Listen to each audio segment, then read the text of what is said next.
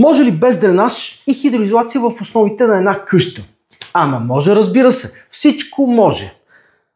Въпросът обаче какви ще са последствията след това. Темата за хидроизолацията и дренажа е изключително важна, когато строиме къща, където има мазе, сутерен, изба и така нататък.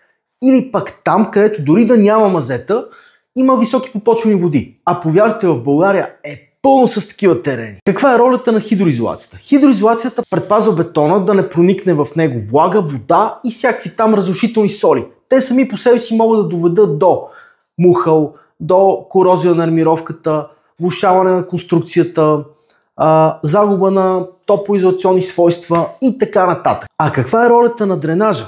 Дренажът улавя подпочвените води, също и атмосферните, като ги отвежда по-далеч от къщата, от основите на къщата и по този начин предотвратява един постоянен натиск върху хидро- и топлоизолацията, които много лесно могат да бъдат компрометирани иначе. Така, ако все пак поради липса на бюджет трябва да изберете едно от тези двете неща, по-добре си сложете хидроизолация.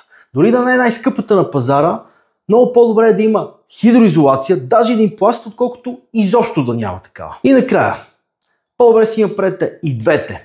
Защото дренажът, изпълнен по време на самото строителство, за вас ще бъде много по-изгодно като цена, а и като време и като занимавка.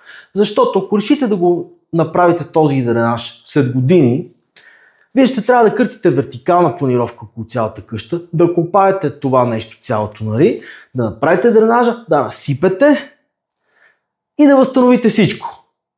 Дали ще е по-изгодно за вас? Какво мислите?